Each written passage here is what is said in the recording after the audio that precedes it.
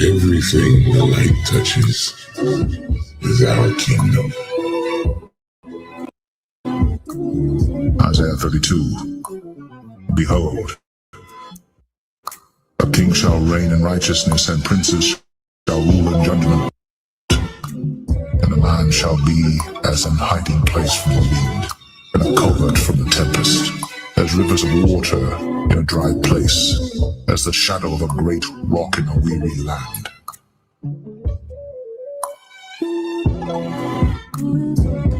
And a man shall be as an hiding place from the wind, and a covert from the tempest, as rivers of water in a dry place, as the shadow of a great rock in a weary land.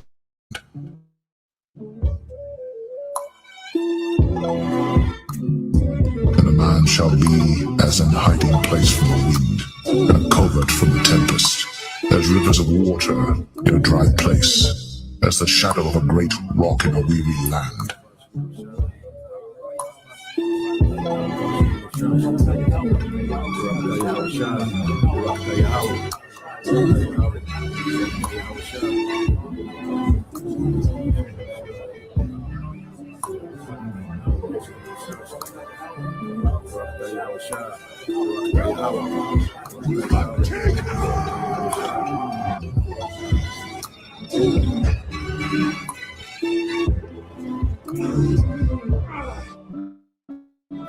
Welcome to the kingdom!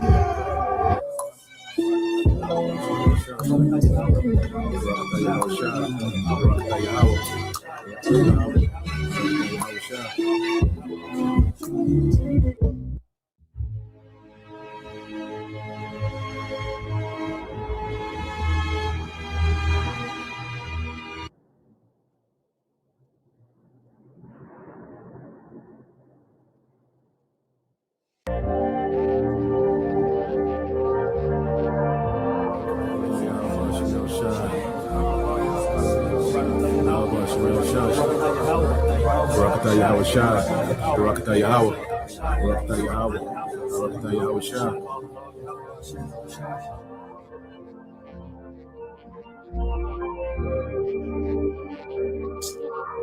Revelation 14. And I looked, and lo, a lamb stood on the Mount Zion, and with him 144,000, having his father's name written in their foreheads. And I heard a voice from heaven, as the voice of many waters, and as the voice of a great thunder. And I heard the voice of harpers harping with their harps. And they sung, as it were, a new song before the throne, and before the 4 beasts, and the elders. And no man could learn that song but the 144,000, which were redeemed from the earth. These are they which were not defiled with women, for they are virgins. These are they which follow the Lamb whithersoever he goeth. These were redeemed from among men, being the first fruits unto God and to the Lamb. And in their mouth was found no guile, for they are without fault before the throne of God.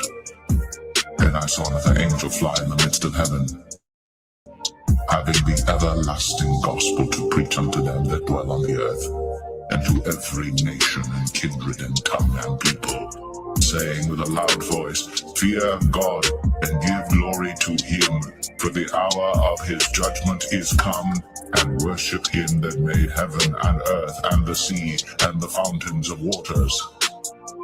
See, this is what we're hoping for. This is part of our hope. Not only that we're members of the elect, with fruits meet for repentance, like John the Baptist said, but from our low estate, because we've been brought low, even though we have this knowledge, we have this truth. Remember what it said in Revelation. I know thy works in tribulation and poverty, but thou art rich. Why are we rich? Because we're rich in faith. We have this knowledge. So our hope is at our last end, we're going to be increased. Okay? And if you ask me, the greatest riches right now is to be delivered by Yahweh Shai, is to get that new body that the Apostle Paul spoke about in 1 Corinthians 15th chapter, to get that, get that new body where we'll never be sick, we'll be immortals, like it said in 1 Corinthians 15, to be delivered from the coming destruction, and to be a part of Yahweh Shai's cabinet in the next kingdom. Okay, those are the real riches right now. That's what we want to get. Because if you get that, you got everything. I mean, you got everything. Okay, so our sights are set a lot higher than this present world. All right, as it is written, the fashion of this world shall pass away. We are individuals of vision, and the scripture said where an individual lacks vision, he perishes. Okay, so we can see the future. All right, and we hope that we're going to be part of it, beginning with the elect.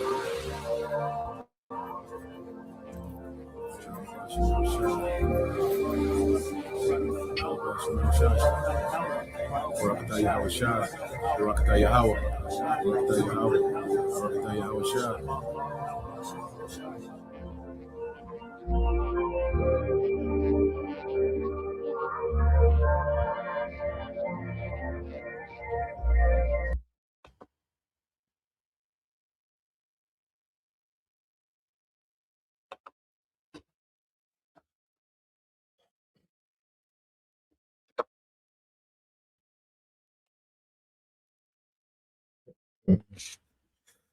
All right, Shalom.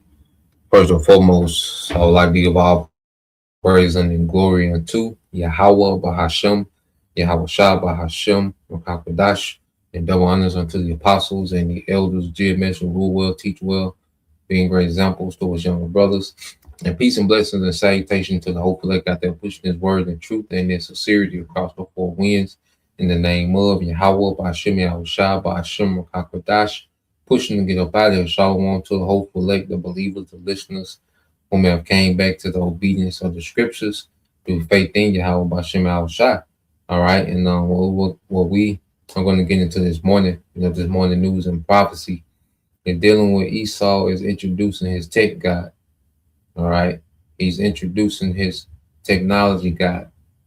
Okay, and he's presenting to the masses as if he has the path, to transcending.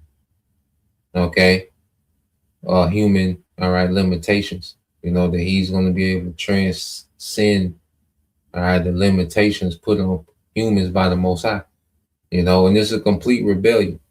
What the devil is doing, he's telling the world, look, we're finna go beyond what the Most High intended. We got something better, okay? We become wiser, we become smarter, we become stronger, we become more intelligent, okay? And we have the ability now to transcend the bounds of the Most High, okay? Because when he speaks about transcending and liberty, he's speaking that towards the Most High, okay? And he's picturing it just the same way he pitched it in the garden, to Eve, as if the Most High was holding her back, okay? And he had a path that she can transcend her role given to her by the Most High, okay? I got something better than being a wife, than being a mother. And that's why you even look at, the world today, a woman that get offended if you, describe her in the context of a wife and a mother as if you're cutting her short. With your wife and a mother, that's a vast and vague office, and it's very vital for the function of a nation, which is vital for the function of a society.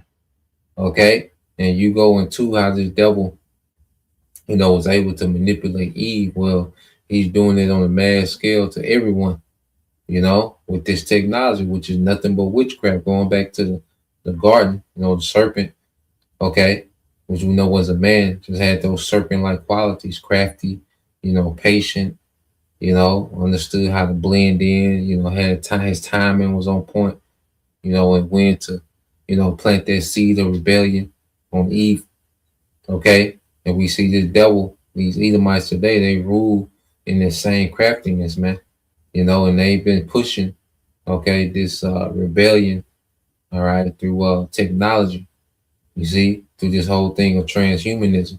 Now, let's get a few precepts, okay, because we know what we're dealing with when dealing with Esau, man.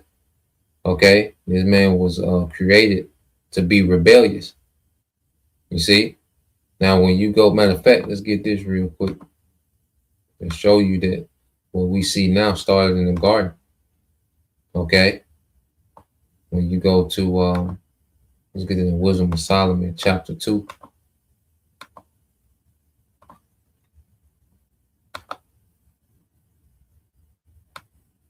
All right, so when you go into Wisdom of Solomon, chapter 2, and verse let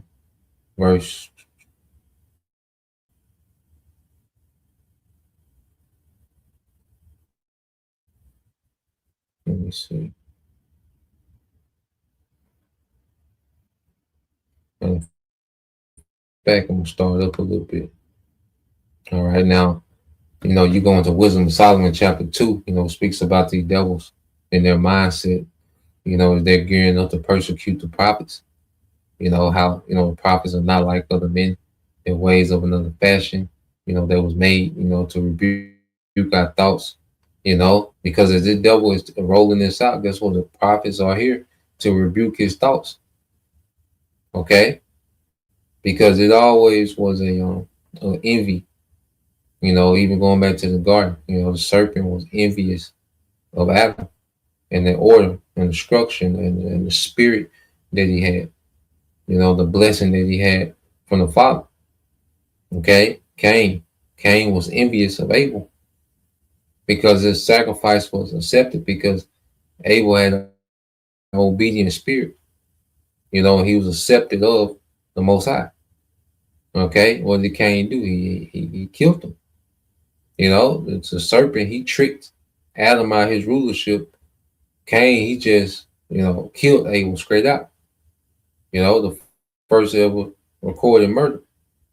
You see? Now Esau in this time, all right, he's moving like the serpent and Cain. He's trying to replace the Most High with witchcraft and enchantments and technology. Okay? And he just wants to eradicate, their righteous lineage. You see? But these things, this is it's not a new thing. The devil didn't just come up, with this spirit that he's in. This just didn't come about, since Trump got back in office. No, this spirit that's on Esau, Edom, beginning with their elites, goes way back to the garden, if you can receive it. Okay, so when you go to Wisdom of Solomon 2:21, it says, such things they did imagine and were deceived, for their own wickedness have blinded them. And this devil is blinded, because he's been able to prosper, so much with his wickedness, that he thinks in his mind that, look, we're just going to eradicate as many Israelites as we can. We're going to merge people with this technology. We're going to change what it means to be a human, and we're going to govern the world through AI. We're going to create our own ending. We don't want to deal with prophecy, okay? Because in prophecy they lose. So Esau like, look, we're going to rewrite our own ending.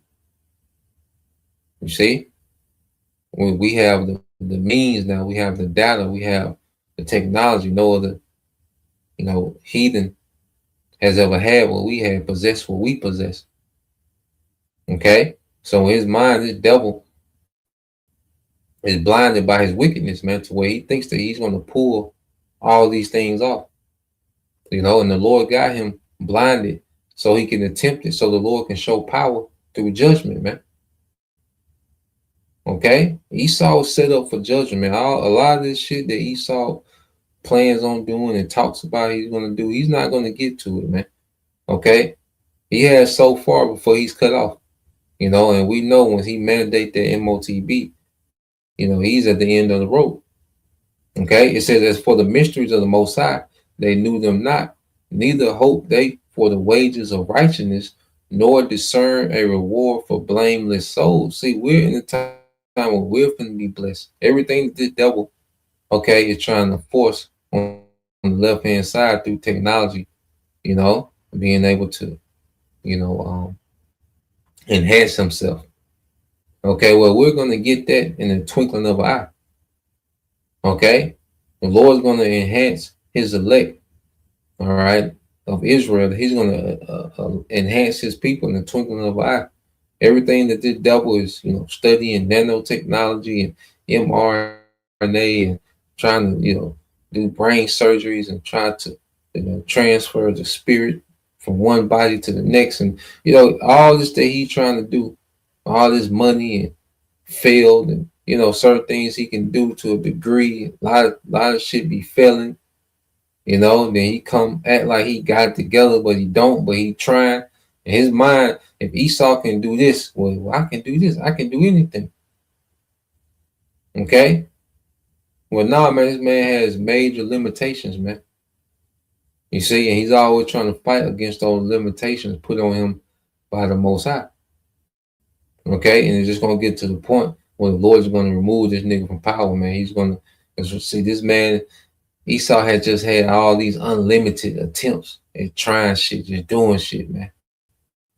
Trying this, so let's put the monkey head on him, let's see how long the monkey can stay alive without, the rest of his body. Let's see it. Just all these random experiments to try to go beyond the limitations set on him by the Most High.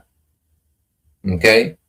It said, as for the mysteries of the Most High, they knew them not, neither hope they for the wages of righteousness, nor discern a reward for blameless souls.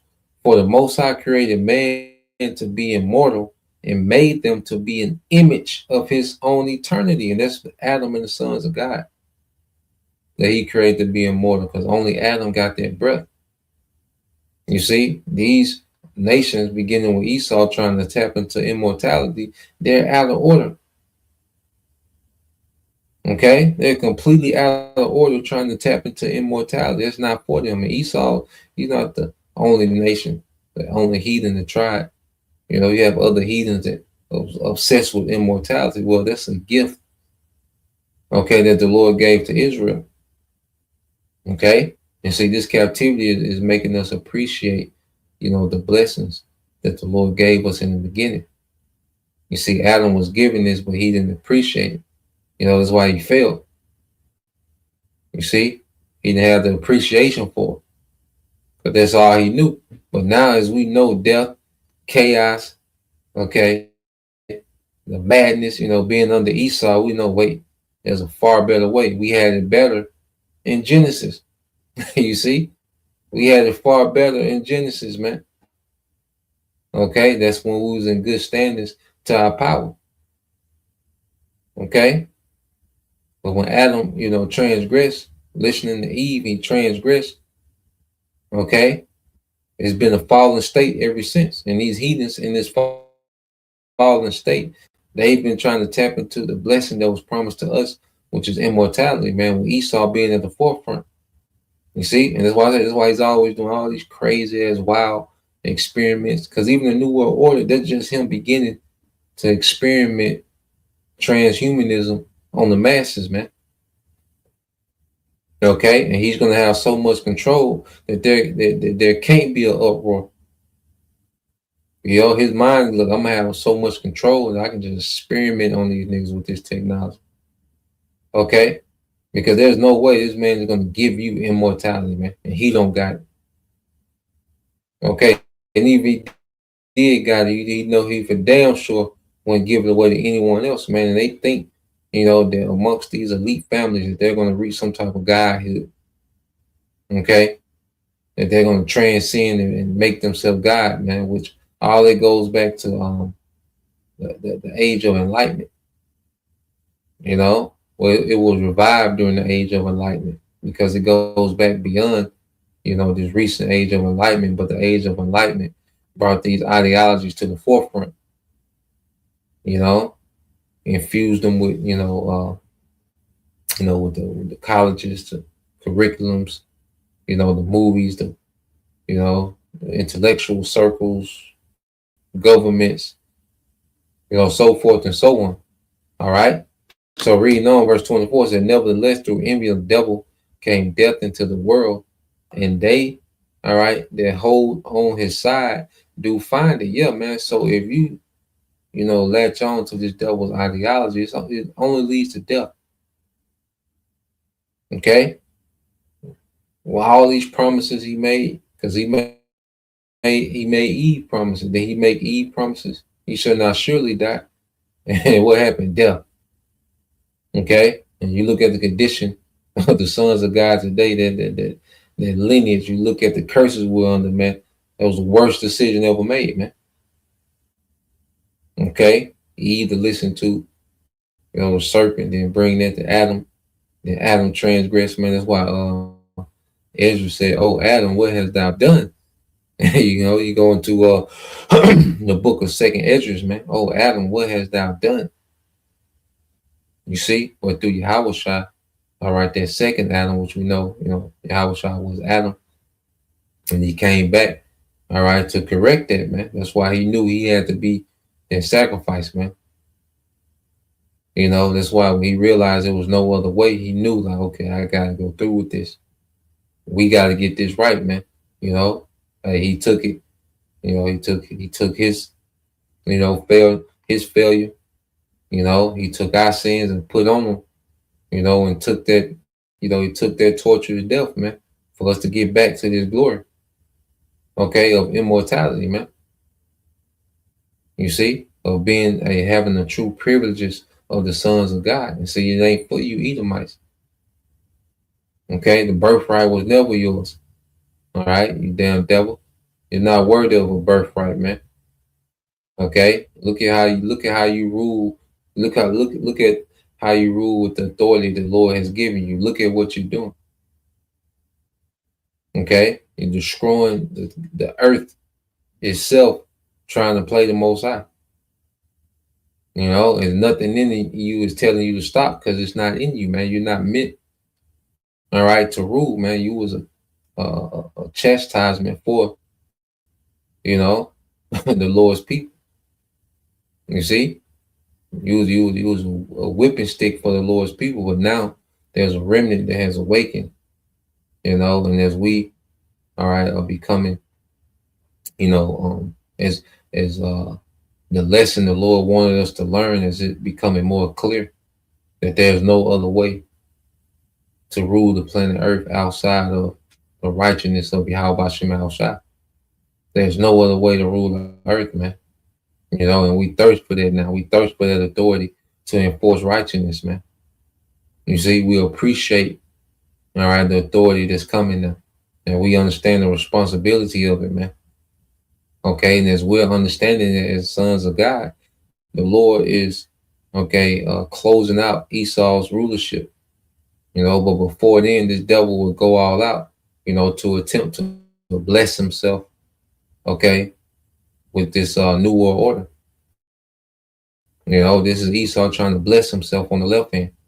You see, it said, "Nevertheless, through envy of the devil came death into the world, and they that do hold on his side do find it." Okay, so it's through, Esau, which we know was Cain, which we know, all right, was a serpent, all right. It's through this nigga comes death, that brought death to the sons of God. You see? Because of what? Because of envy. And right now he's trying to do everything in his power to bless himself with our blessing, man. And it's gonna fail, and it's tacky. It's tacky as hell, man. And this nigga, he got things that he can do, but a lot of things this nigga just be capping, man. There's a lot of things that this devil can't do, man. It's a lot of things he can do. It's a lot of things he can't do. Okay? And it's very tacky how he's trying to go about this new world order, man, and trying to bless himself, with immortality. Okay? Now, let's see. Let's go from there. So let's get this first video.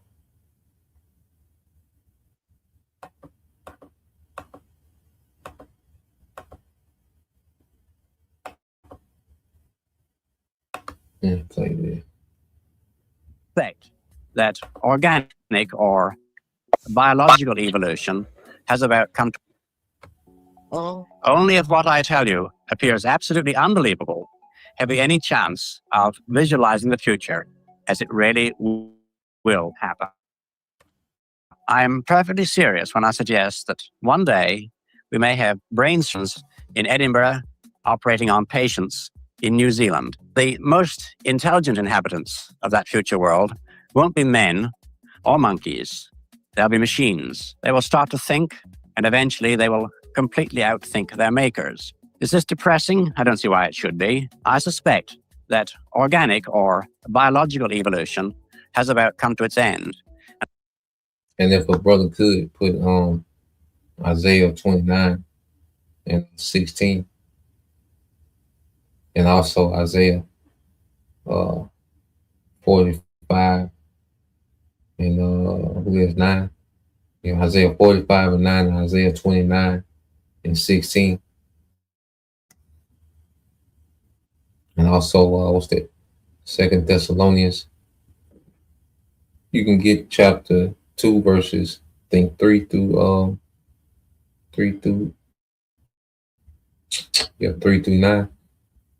And we're now at the beginning of inorganic or mechanical evolution. And that is why the future is so endlessly fascinating. Because try as we can, we'll never outguess it. You would prefer the human race to endure, right? You're hesitating. Yeah, well, Yes? I don't know. I would. This is a long hesitation. This is a long hesitation. There's so many questions implicit in Should the this. human race survive?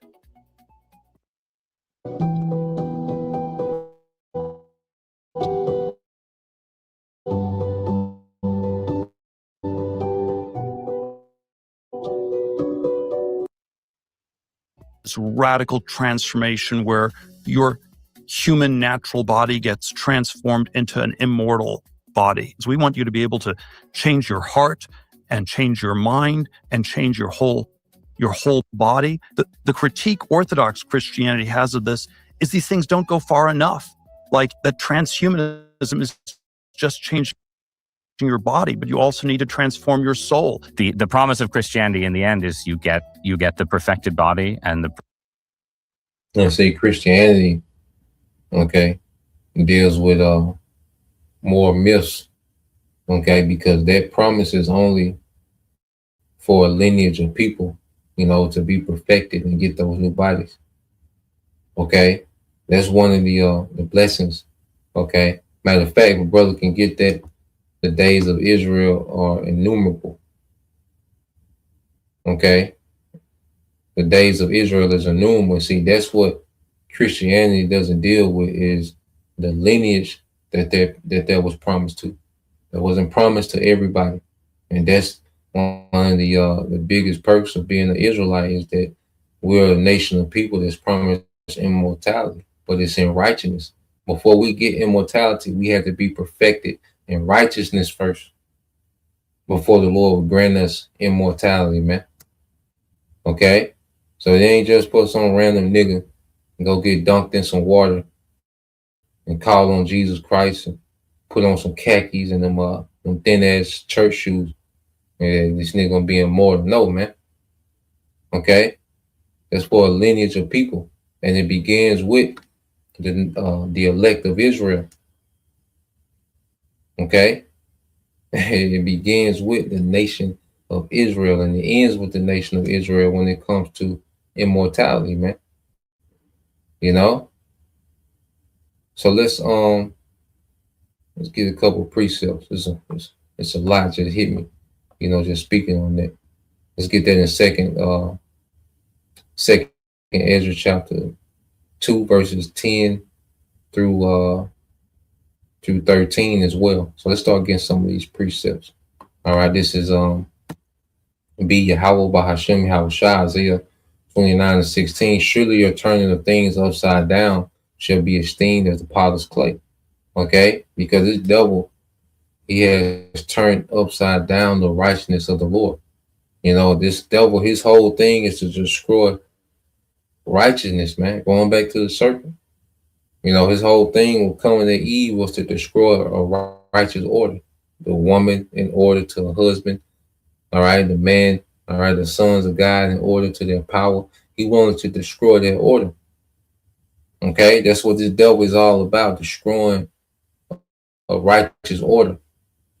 You see, that's why what he came in this time with the feminism, the alphabet. Okay, you know you know the violence. You know, he glorified violence. Okay, so everything that the scriptures are against, this man amplifies and rewards and glorifies, man. So he has completely turned the righteousness of the scriptures upside down and calls it a society. You know, as the scriptures say, Wisdom Solomon 14, these great things call they peace. You know, these great plagues call they peace, man. So this man has made wickedness, okay, the cultural norm. He's made rebellion against the Most High. The cultural norm is casual now. People are in the all out, and it's just a casual rebellion against the Most High. Okay, surely this man has turned everything upside down, but the Lord says it's going to be esteemed as a potter's clay, because the Most High is the potter that made Esau, man. And what does a potter do to a vessel that he displeased with? He breaks it up. Okay, so we're seeing that's why this war has started, because this is the war that's going to break up, okay, Esau's empire and his ideologies, man. Okay, it says, for shall the work say of him that made it, he made me not, or shall the thing framed say of him that he have no understanding? And this is what this devil is saying when he goes into his transhumanism, and he's talking about he can enhance this and make people have better memory and make their limbs stronger and do this and do that. He's telling them, he's saying the Most High, like, look, your creation is flawed. I'm gonna fix it. I'm gonna enhance it. Okay, your creation is lacking. I'm gonna enhance the creation. Okay, that's what this devil is saying. When this whole transhumanism is all about him telling the Most High, look, we're gonna take it farther. We're gonna transcend what you created in Genesis. Okay, and we have the data now. We have the intelligence. We have the insight now. Okay, we can create our own God. We can be transcend to Godhood and create our own God. This whole AI is him on the quest to create his own God. Okay, which that goes back to the age of enlightenment, you know, which was nothing but a revival of heathens of old. You were going back to the Romans, okay, with this ideology of, you know, the man becoming God or man creating their own God, man. Okay, and that's why when you take this chip, it's bigger than you just being able to continue to buy and sell.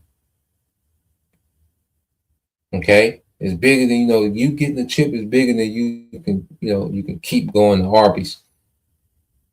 Okay, you know, pay your PlayStation subscription. No, it's bigger than that, man. You're linking yourself to a great rebellion. That's why the punishment is so harsh, man. Okay, this is brother Yashima, tribe of Judah, 2 Thessalonians 2:4, who opposed and exalted himself above all that is called the Most High, or that is worshipped, so that he, as the Most High, sitteth in the temple of the Most High, showing himself that he is the Most High, man. So this devil, he wants to sit in the seat of the Most High, okay, which means he wants to take the reins of existence, okay, and he thinks that he has the capability through technology to do that. Now he thinks that it's how delusional, and it's not even close. He's nowhere near, because you can't. If there's nobody that can understand what it takes to be the Most High, but the Most High. You see, Esau think that okay, if I can watch everything, if I can put a device in everything, I can be the Most High. It's far more complex than that, being the Most High.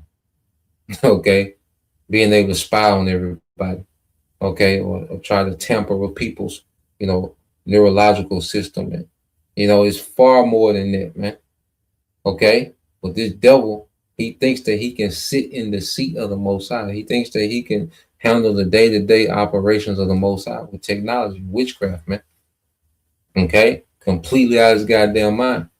All right, now this is the brother Tazwan Hopeful Elect, Sirach 27, Sirach 37 to 25. The days of the life of man may be numbered, and that's all the heathen. But the days of Israel are innumerable, because only Israel is promised everlasting life and the everlasting kingdom. Only Israel is promised that. Okay? That's why it's not for you heathens. That's why you heathens can never tap into it. Okay? And they talk about this and that. We got this going on. Well, wait a minute.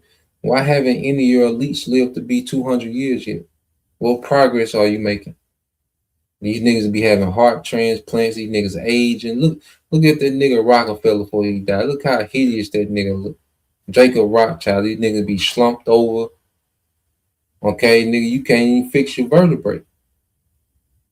Okay, so you niggas ain't even made no progress like that. Okay, he got things that he can do, and he does. See, Esau he'll pull off something, you know, that's never be done, and he'll just make it seem like he just got it all figured out. Nah, man. If that was the case, why haven't any of these elites lived to be 200, 300 years? If you want to talk about immortality, and nigga, you ain't did 200 years yet, all this time, all this technology, all this money you done put into it, and you ain't nobody lived 200 years yet from you elites. And you know how Esau is, man. A proud nigga, man. If he was able to live 200 years, man, he would show that off to the world, man. Okay? Because it would do wonders for persuading people that he got it figured out, man. But nah, man. The days of Israel are innumerable, man. We're going to be the only immortals in existence, man. Okay? It's not for you nations, man. You're not built to be immortal, man. You don't have the integrity. You don't have the relationship with how about Shem Al Shah to be immortal, man. What's that? Wisdom of Solomon 1:15. Okay? Yep. It's perfect. It's the beloved brother Eliashua Wama, Remnant Save 144. It said, let us break their chains, they cry, and free ourselves from slavery to the Most High. And he thinks that if he can transition his body, all right, created by the Most High, into a body created by him through technology, then he can be free from having to obey the Most High. He's not subjugated to, okay, the bounds of the Most High. If he can transition to a body that he made.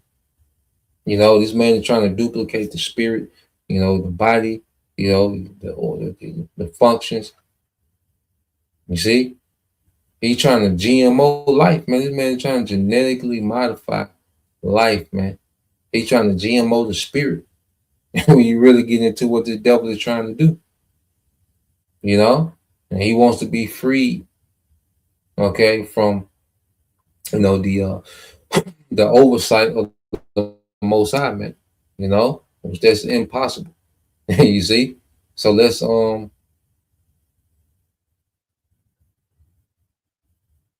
keep going. Yeah, this is the brother servants of Yahweh 144. And it says, woe unto him that scribeth with his maker. Let the potshare scribe with the potshares of the earth. Shall the clay, all right, let's like it.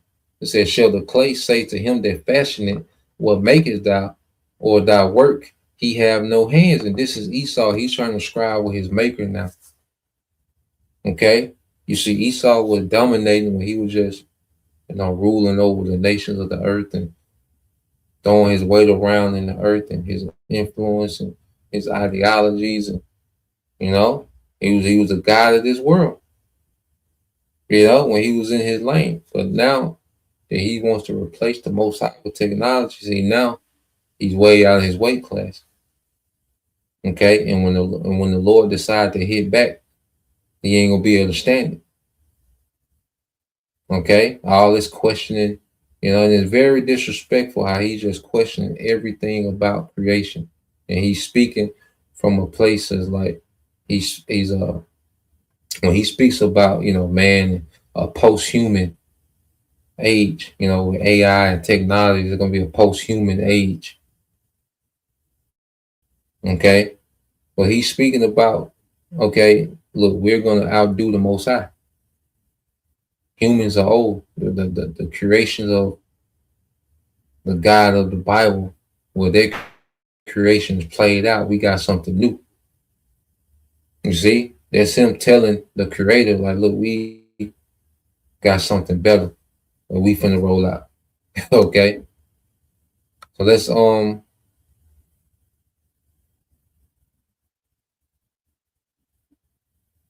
yep, let's get this. Going back to it, this is another from the beloved brother Eliashua Woman, Remnant Save 144, Ecclesiastes 8:8.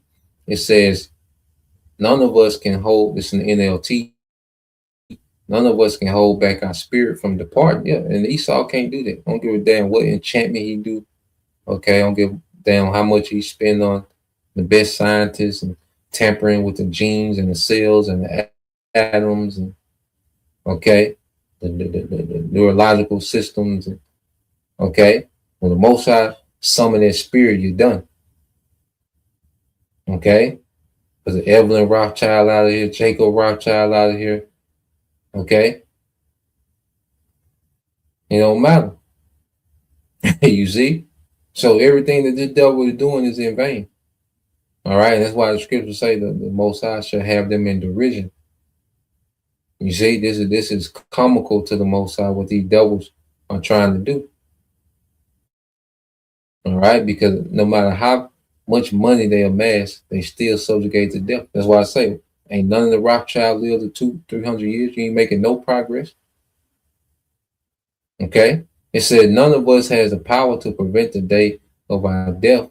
There is no escaping that obligation, their dark battle. Okay, there's no escaping that obligation, man. Okay, only nation that's gonna have victory over death is Israel. You see, you nations will be forever subjugated to the obligation of death, man. Only Israel is gonna overcome that. That's one of the rewards. You see, that's one of the perks of being of that lineage of the sons of God, Israelites, man.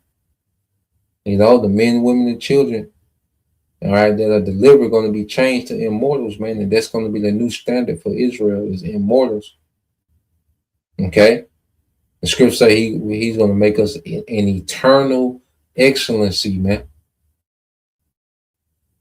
You see? It says, and in the face of death, all right, it says, and in the face of death, wickedness will certainly not rescue. All right, the wicked, yeah, his wickedness is not going to rescue him, man. Okay, he's not going to be able to scheme a way out of this, man.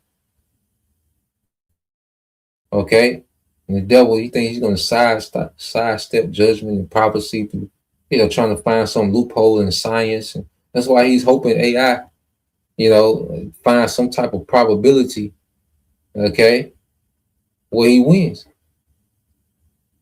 You see, he's trying to hoping AI can come up with something else. He's hoping AI. The AI that he has, that we know he got all the, you know, the super machines and so forth. Okay, the super AI, you know, and he's hoping that it spit him out an answer. Okay, some type of probability of him winning, but there ain't none. You through, man. Okay, you at the end of the road, man. All right. So let's play a few more. Like I say, well, brother could post that in post 2nd Esdras chapter 2, verses 10 through 13, Baba Bashar. Let's play some more of this. Perfected soul through God's grace, and the person who tries to do it on their own with a bunch of machines is likely to end up as a dystopian character. Could, you know, help people that have brain or spine injuries, you know, enable people who've never spoken for years to speak again, give people eyesight who have lost both eyes or the optic nerve, or maybe have never even seen at all. And you can enable people to walk again, which I think is profound. I mean, these are kind of Jesus level things, you know, like, let's say like when technologies are getting like Jesus level miracles, you know. You've got multiple deities here if these are Jesus level solutions. Yeah. Which one do you serve? The reason OpenAI exists at all is that Larry Page and I used to be close friends, and I was at his house in Palo Alto. At least my perception was that Larry was not taking AI safety seriously enough. He really seemed to be one sort of digital superintelligence, basically digital God, if you will, as soon as possible. For generations, humanity imagined the machine as something outside of us. We drove machines, we operated computers, we carried telephones, we used technology as a tool. But transhumanism proposes something fundamentally different. What happens when the machine is no longer in your hand, but inside your body? What happens when technology no longer simply assists humanity, but begins to redesign humanity itself? That question has quietly moved from the pages of science fiction into laboratories, technology conferences, political discussions, corporate research programs, and popular culture. Transhumanism, broadly speaking, is the belief that human beings can use advanced technology to overcome biological limitations, disease, disability, aging, intellectual limitations, and, in its most radical forms, perhaps even death itself. The And let's say the brother, let's see, if a brother could put that 2 Wisdom of Solomon 1 and 15, you know, because I say immortality is for one nation of people, and the only way for that nation of people to get there is through righteousness, man. You know, which is Wisdom of Solomon 1 and 15. You see, the thing is, these heathens, just like in the Tower of Babel, they want to build their tower, okay, so they can still live like they want, but then avoid the judgment of the Most High of another flood. Okay, and that's the spirit of Esau. You know, he wants to live how he wants to live according to his, okay, his own will, but still be blessed with immortality, man. You know, what these devils are doing, they're trying to bypass the Most High and just give themselves immortality, man. You see? So yeah, let's I'm gonna fast forward this too. But yeah, brother can post that Wisdom of Solomon 1 and 15. Let's get to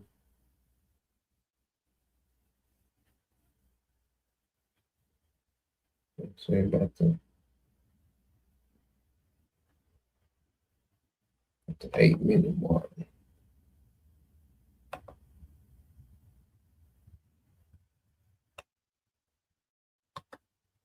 Yeah, this is brother Corner Watt. GMS Prayer always hopeful elect. Wisdom of Solomon 1 and 15. For righteousness is immortal, man. You can't be wicked and destroy the earth, but then want to make yourself immortal. Nigga, everything you're doing is destroying the earth. The climate jacked up. You want to sabotage food so you can have more control over people, man. Everything that you're doing, okay, everything that the devil is doing to try to tap into immortality, it's causing more death in the earth, man. That's why I say it's counterproductive. Esau is counseling himself out. He's making the earth uninhabitable. Okay, but then speaking of immortality, but he's making the earth uninhabitable, man. Okay, you see how counterproductive that is, man? Okay, the foundation of immortality is righteousness, man. Okay, there's a way to live forever. Okay, and the Lord is going to put that in. That's going to come, because what's going to come with the new bodies is righteousness. That's what's going to make those new bodies immortal, is their righteousness, man. Okay, and you can't go around there. You can't, all right, find a loophole and surpass righteousness, surpass the will of the Lord, and tap into immortality, man. Okay, but we know a lot of people that said scripture say the simple believe every word. So let's play some more of this. Really doesn't have much meaning anymore. All sorts of forms and that will evolve in the future. In the future, we will be able to sculpt our bodies like living sculpture. Our bodies could be beautiful electronic designs that shimmer prismatically in the light, in the morning light. After all, the body is an extension of fashion. It could become a piece of marble on one hand and then totally mutate into some fluid type of luminescent snake-like quality. You can rearrange the human body and try to make humans fly, even though humans are very heavy. Not just trying to take an injured human and returning them to normal, but taking a human and making them superhuman, making them go beyond. If our children can be more intelligent and healthier and live longer lives through altering our genetics, why would we not want to do it? We might one day duplicate man, his form, his body, his actions and reactions. We want to stay the most advanced beings. There seems to be only one solution: to become robots ourselves. Human as a design is a wonderful design, but humans as a design have some faults. Whether we like it or not, we're becoming cyborgs. We're becoming transhumans. Transhuman is an evolution from human to post-human, where we're no longer exclusively biological. Are we walking around naked? No, we have clothes. We have eyeglasses. We have earplugs. Now, these are very, very basic, early add-ons to our biology. Prosthetic parts. Inorganic hearts. We will see much more advanced prosthetics in the years to come. Eventually, we'll have entirely prosthetic bodies. I think we'll gradually integrate more and more technology into our bodies. We'll be replacing our organs with more efficient organs. We'll gradually replace this neural tissue because it dies off after a while. So eventually, I think we'll replace our brain cells with essentially computerized parts. They'll be much more efficient, much more powerful. Dr. Theodore Berger is head of the Center for Neuroengineering at the University of Southern California. They have collaborated to develop a chip that can replace parts of the brain, or, on a longer time frame, add more brain power. The chip is presently being tested on animals. One problem that remains is how to connect the chip to the brain. It's a conservative statement to say that by 2025, we'll be able to look inside your brain, see everything that's going on, all the interneuronal connections, all the synaptic clefts, all the neurotransmitter strings, and then reinstantiate that information in a neural computer of sufficient capacity and create basically a copy of the thinking process that takes place in your brain. To transfer your mind to a computer, this seems to be the ultimate dream of many scientists. To liberate us from our old body that is becoming obsolete in this technological world. So it's a... There you go, to liberate from their old body. Okay? To liberate from their old body, man. Okay? We're going to let us break these chains from slavery to the Most High. And he thinks that if he can transition out of this body to a body that he made, that he's free, he's liberated. Okay, from the authority of the Most High.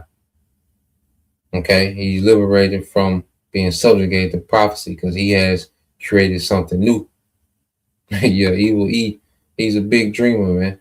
And so there's certain things that he can do, man. But there's a lot of things he can't do, man. You know, a lot of times he just be wishing and just capping, man. You know. Nah, man, nigga, you finna get out of here. That's why the war started, man. The Lord done got the war started, and that's putting pressure on the devil to go ahead and do what he need to do, man. You know, the Lord got the war going the way that it's going, and putting pressure on the devil to do what he need to do, all right, before he's removed from power, man. Okay, nigga, you ain't got all the time to do all this shit you trying to do, man. Okay, cause the crisis and then collapse the dollar. Make the MOTB mandatory, nigga, and let's go. You know? Go ahead and crash the economy. We blackouts. What you gonna do? Mandate the CHIP, and then let's see where you stand then when you do that. Okay? So let's play some more of this. It's a difficult time to predict what these new humans will be like, but I'm anxious to wait 50 years to see what the answer is. The ultimate goal is to create robots as small as viruses, called nanobots. These nanobots will be more intelligent than today's computers. Nanobots could be injected into the bloodstream as a kind of cleansing team to kill cancer cells, for example, or to carry out other kinds of maintenance work in the body, or even to modify the DNA code. We will be able to program nanobots to reproduce themselves, just as all natural creatures do.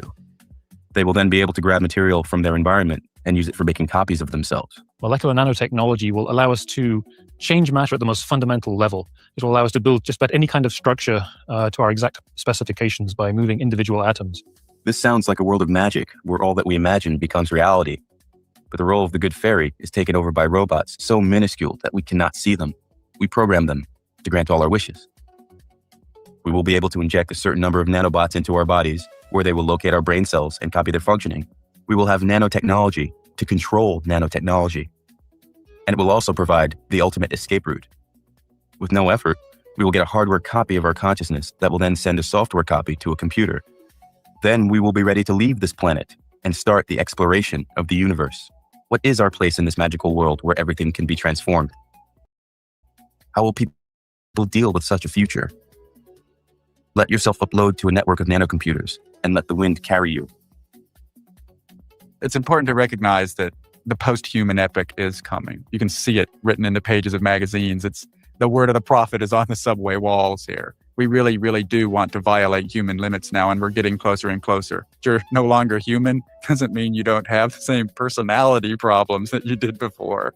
It doesn't liberate you from yourself. It probably makes you more than you were before. Music and the machine-human aesthetic. The imagery has also entered music and celebrity culture. For decades, musicians and visual artists have experimented with robotic bodies, metallic skin, artificial eyes, futuristic laboratories, cloning imagery, android alter egos, and combinations of flesh and machinery. Sometimes this imagery is simply artistic experimentation. Sometimes it represents alienation, technological anxiety, sexuality, power, or futurism rather than literal advocacy for transhumanism. But culturally, something significant has still happened. The cyborg has become glamorous. The machine-human hybrid is no longer automatically portrayed as a monster. It can be beautiful, powerful, sexy, intelligent, evolutionary, even godlike. And that represents an enormous shift in imagination. Earlier generations frequently portrayed the artificial human as something frightening, the creature that had crossed a forbidden boundary. Modern culture increasingly asks another question. What if becoming partly artificial makes you better? That is remarkably close to the central question of transhumanism. The real world is beginning to catch up outside entertainment. The conversation becomes much more concrete. Companies working on brain-computer interfaces are attempting to create direct communication between the human nervous system and computers. Neuralink, founded by Elon Musk, has developed implantable brain-computer interface technology and has conducted human trials. Its near-term medical ambitions include helping people with severe neurological disabilities interact with computers. That distinction matters. A device allowing a paralyzed person to operate a computer through neural signals can reasonably be understood as medicine, not some sinister transformation of humanity. But the philosophical question begins when therapeutic technology becomes enhancement technology. Suppose an implant eventually does more than restore something that was lost. Suppose it increases memory. Suppose artificial eyes eventually see farther than biological eyes. Suppose artificial limbs eventually become stronger than natural limbs. Suppose neural implants allow information to move directly between computers and the brain. And all they're doing is just experimenting on people under the banner of healthcare. You know, so they take these people that, blind, and have these infirmities or whatever. Okay. And then just a free experiment on them. You see?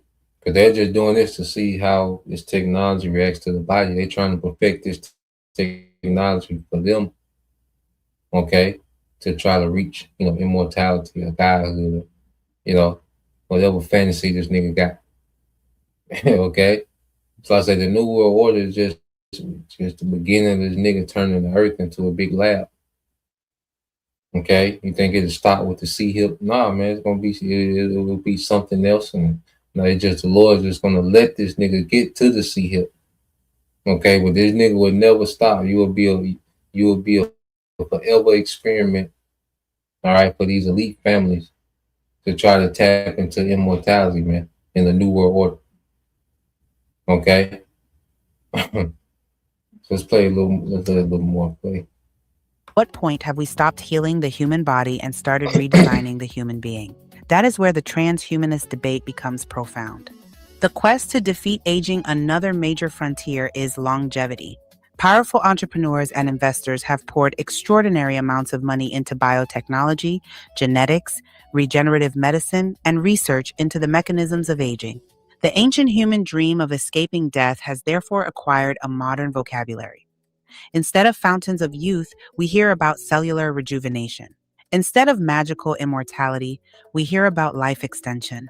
Instead of mystical transformation, we hear about biotechnology.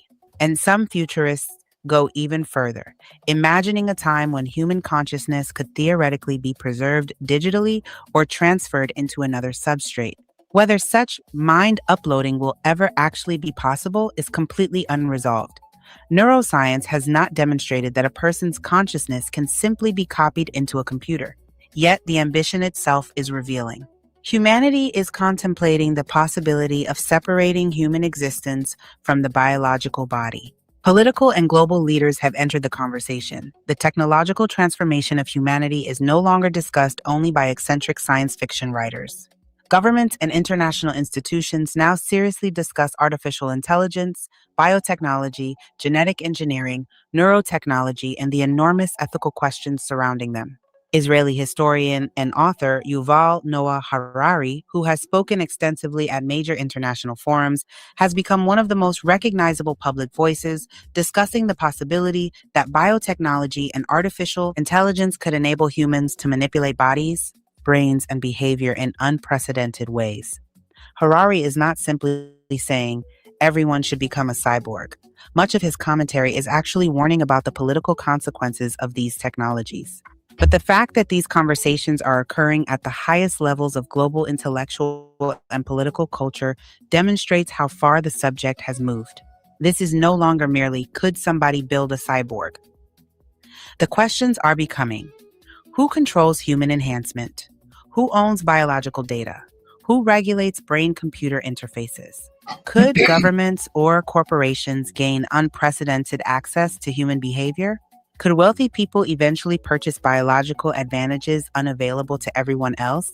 And perhaps the deepest question, who gets to decide what the future human being should become?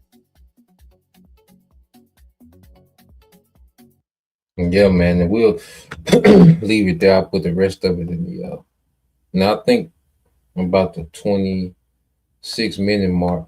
I guess the little chick that's doing the video, she tries to go into the scriptures and she don't, yeah. So she tries to go into the scriptures after that and try to make sense of it, but nah, that ain't her thing. But let's play this. I mean, let me post this, and then there's one more video I'm gonna queue up. I know the Elder Yashawamba had posted something in one of his latest news and prophecy that I wanted to go into a little snippet of it. So let's play this.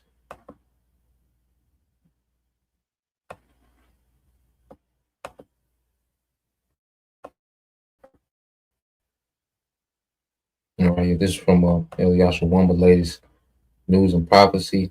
All right, order out of chaos. The missiles make more sense day by day. You know, and that's the only thing left is disruption. We have to look at, as we looking at this man and what his talking points and what he's trying to do and where he wants to go with this thing, man. It's just time for the destruction. That's why the Lord has started. All right, the war. The war is locked in. You know, ain't no getting out this war. It's locked in. So this devil, all right, has to come on with his move, man. Okay? So, because the war is going to lead to the nuclear destruction. It's going to lead to the second coming of Yahweh Shah, man. You know, to execute judgment and righteousness in the earth. Now, let's go. Let's see. Get it up. Yep, this is the brother beyond Yashala, Psalms 144 and 11. It says, rid me and deliver me from the hand of strange children, whose mouth speaketh vanity, and their right hand is a right hand of falsehood, man. Okay? So this devil, you know, he's speaking nothing but vanity, man. This new world order is all vain, you know, because first it's not ordained by Yahweh by Shema Shai. Okay? So it's doomed from its conception. You know, so no matter what, you know, achievement this day, you know, it don't matter. It doesn't matter what scientific achievement that the devil was able, you know, to bring to pass. It's not ordained by Yahweh by Shema Shai. It's going to be rejected, just like the sacrifice of Cain. Okay, it was rejected. You see, so Esau, his new world order is finna get rejected, man. Okay. Let's see. I see that you post Second Ezra 2 and 13. For Baba Kashaf, you can post Second Ezra chapter 10, 11, and 12 as well. Yes. Second Ezra chapter 10, 11, and 12.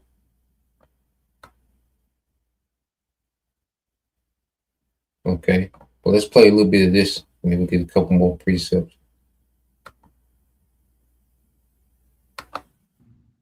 All right. Well, good. Okay. Well, good. They bring it all out. Gods. Billy, I know you probably know about this, but Elon Musk in Texas, they're erecting a 50-foot statue of Prometheus. And the individual that's involved in this, they're wanting to do this nationwide. Did you see that report on that? Well, a lot of this behavior that you're mentioning with referring to the other gods is not a surprise. Elon Musk, by the way, we dealt with him in a massive mega detail. If you haven't seen our study, it's a 2-part documentary book, DVD set, The Global Elites. Of course, they're selling, making, making money. But okay, all right, whatever. And the Antichrist. And in volume 2, I took a deep dive on all things Elon Musk, and he is not our friend. And I found 11 direct parallels, 11, not 5, not 2, 11 direct parallels of the business ventures he's involved in that are exact parallels of the Great Reset agenda. So this guy is building the global beast system. You can't escape it. Most people are catching on to the Starlink, the Neuralink connection, but it goes way deeper than that. I also deal with the background of these global elites, including Musk. And I don't know how to put it other than it's dark and it's satanic.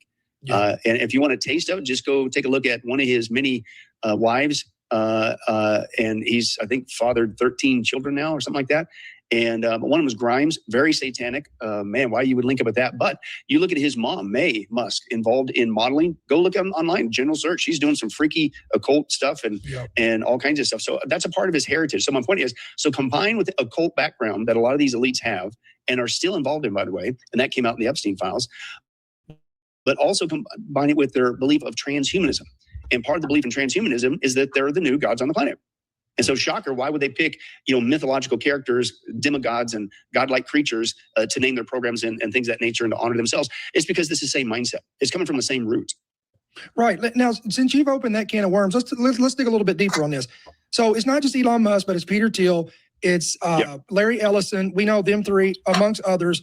All of them has this this endeavor to push humanism. That's like their goal. And it's Now, humanism. All right. What are the roots? Is Rome the root of humanism? Now, when they were saying they wanted to erect these statues of Prometheus, well, let's get into Prometheus. Okay, and what is the story behind this guy? All right, there's nothing but Greco-Roman, deities. You see? So when you go to let's see. I'll just answer, what is the god Prometheus known for? All right, he said Prometheus is best known in Greek mythology as the Titan who stole fire from the gods to give to humanity. Okay? So it says key legends and associations. It says forethought. His name literally means forethought or forethinker, representing wisdom and intelligence. Okay? And this devil thinks that he has enough wisdom and intelligence that he is able to gather enough data, all right, regulated with AI, to where he has, the forethought, he can think ahead of the Most High. You see, he can outthink the Most High now. He has, the data. He has the AI to sort the data to where he can be a forethinker. You see, he can come up with an agenda that bypasses the prophecies of the Most High, man. Okay, and the Lord got this nigga with this dumbass way of thinking. Okay, just so the Lord can show power through judgment, man. It says he is often credited with shaping the first humans out of clay and water. It says after Zeus withheld fire from mortals, Prometheus stole it in a fennel stalk and brought it back to earth, enabling civilization, arts, and science. Okay, so Prometheus, all right, at the eyes of Esau is, the God that enabled, he stole, technology. Basically, he's the origin of technology, that he stole technology from the heavens and brought it to the earth, enabling humans to create civilization, arts, and tap into science, man. Okay, and these are all, the vain, myths. Okay, that Esau, is pushing, to go with his transhumanism. And then when you go into, let me see.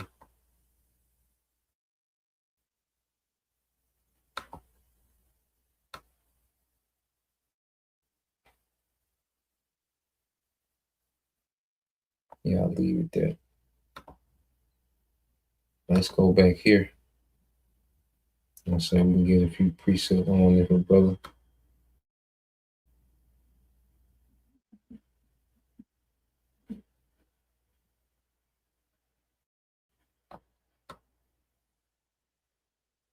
Yeah, I think it's 11. Yeah, but let's go here.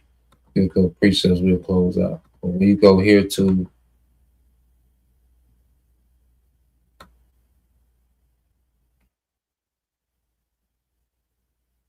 first, just get that in Ezekiel. Get this in Ezekiel 35.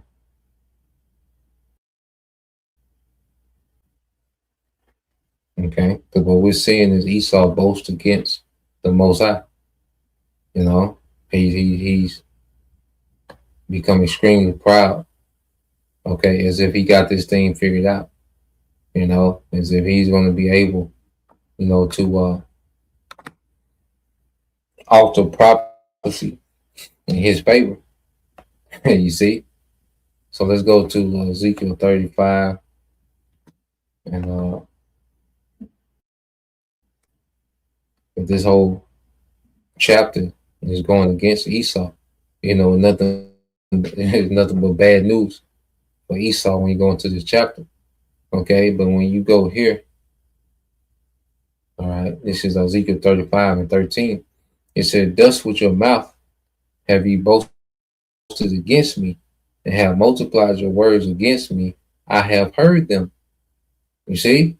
So the Most High is going to respond. All right, the devil, he's been able to, run amok in the earth. So he's been able to just have this, these resources and time to experiment with this and tap into this and learn about this and get into the neurons and also the mRNA and the DNA and, your molecules. And you see, he's had all this time to just run amok. Okay. And he's been able to tap into some things, and it made him very boastful, even boastful against the Most High. Okay. But the Lord is like, look, I have, thus with your mouth have you boasted against me, and have multiplied your words against me. So he's multiplying his words against the Lord. So he's just going all out with it, saying this and saying that. We can do this and we can do that. And, why not? We can do this. We can make it better. Creation is flawed. I got it figured out. He's just multiplying his words against the Most High. And the Lord says, I have heard them. Okay? You see? So now what we're finna see is our power respond. And it's going to, and it's begun with the Lord allowing, this war. You see, verse 14, thus said the Lord power, when the whole earth rejoiceth, I will make thee desolate. You see? See, this is the end game for Esau, man, who's at the forefront of this rebellion, is that this devil is going to be desolate, man. This devil is going to lose everything. First, he's going to lose his power, okay, his wealth, okay, his liberty, all this liberty. No, you're going to lose that liberty, man. All right, and you're going into captivity for 1,000 years, and then you're going to become desolate as a nation, man. You're going to be eradicated. Okay, and these heathens will be subjugated to the right way. And the heathen, they're going to rejoice at the end of their 1,000 year, man. Okay, because they're going to see to the earth, the benefits of the earth in righteousness, man. Okay, and these heathens, after 1,000 years, they're going to be in the spirit of rejoicing. You're going to be eradicated, man. You see, and it's going to be a high holy day, the destruction of Edom out of the earth, man. You see, that's that serpent finally getting evicted out of the garden. Okay. This is verse 15. It says, as thou didst rejoice at the inheritance of the house of Israel, because it was desolate. Yeah, because we, were disobedient. The Lord made us cease to exist as a kingdom. Reduced us to slaves. Okay, and the devils rejoiced at that. Okay, it says, so will I do unto thee. Thou shalt be desolate, O Mount Seir, and all Idumea, even all of it, this America being destroyed, and they shall know that I'm the Lord. All right, Yahweh Bashim Al-Shah, because the destruction of America is the beginning of Esau's captivity, man. And it's going to happen in this third world war. So the Lord is beginning to respond to this devil. It's going to begin with these alliance of nations. It's going to take America off the map. Okay, which is going to usher in Yahweh Shah to destroy all the heathen, the militaries of the heathen. Okay, and put the remnant of the heathen in captivity. Okay, and that's going to be the beginning of the 1,000 year, period of righteousness. Okay, being reestablished in the earth. Okay, by Yahweh Shah. On the joint heirs, those first fruits. Okay, and the rest of the elect. You see, so let's go here. Let's get this in 2nd Ezra, chapter 2.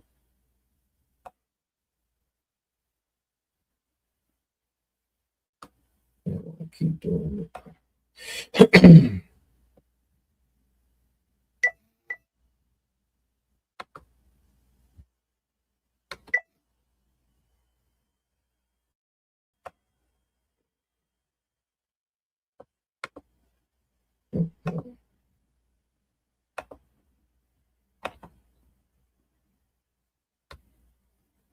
This is about the 2nd Ezra, chapter 2, and verse starting at 10. It says, thus said the Lord unto Ezra, tell my people that I will give them the kingdom of Jerusalem, which I would have given unto Israel. So the Lord, like I would have, being gave them the kingdom. But we had to be refined through suffering, man. And we had to grow an appreciation for righteousness, man. You see, because Adam was given rulership, he failed. King Solomon was given rulership, he failed. Yahweh Shah had to earn it. You see, which created a level of appreciation to be born in another man's kingdom and suffer. Okay, as the son of God. Well, we're in this same state. You see, born in Edom, Rome. Made to suffer. All right, but it's refining us, it's perfecting us as we've awakened to who we are. You see, so that's why this truth has a level of bitterness to it, because it's that bitterness that's that's cleansing the spirit. You see, and making us fit to be joint heirs with Yahweh Shah. It says, their glory also will I take unto me, and give these the everlasting tabernacles. You see that? Their glory will I take unto me. And what is the glory of the Most High? He's immortal. You see? He's immortal. So their glory I'm going to take unto me. I'm going to make them liken unto me. Okay? And we're going to get that in twinkling of an eye. And this devil doing all these tacky ass experiments and, fake arm and, going, cutting your head open and putting a neuro lace, all these goddamn lines running through your brain and cords and running out of you, man. Nah, man, we're going to have it in this perfection and righteousness, man. You see, we just gonna be. And it says, and give these the everlasting tabernacle, which is a new body, which I have prepared for them. They shall have of the tree of life for an ornament and a sweet savor. They shall neither labor nor be weary, man. We're not gonna have to labor and figure out immortality, man. It's gonna be given to us, man. It's gonna be another level of wisdom we're gonna be opened up to in those new bodies, man. You know, and we're gonna have the wisdom, man. The earth is gonna run in this in righteousness. It's gonna run us in this efficiency, man. You see, we're gonna be in our rest in those new bodies. You know, we're just gonna get to be, not have a thought of death, man. Okay. Verse 13 says, go and you shall receive. Pray for a few days unto you, that they may be shortened. The kingdom is already prepared for you. Watch, man. It's already prepared, and we're watching. And all the moves are being made. It's going to end Esau's kingdom. Okay. These little few cards, these 2 cards that he got left, the civil unrest and the mandate of the MOTB, he out of here, man. Okay. And we haven't even started yet, man. You see, so I'll leave it there. You know, that's the point. Or will. Yes. It's interesting, you know. But yes, Lord will you, brothers. All right, and you few sisters edified once again. I want to give all praise and glory unto Yahweh Bahashem, Yahweh Shah Bahashem Rakakadash, and double honors unto the apostles and the elders of GMS who rule well, teach well, being great examples towards younger brothers, and peace and blessing and salutation to the hopeful like Shalom.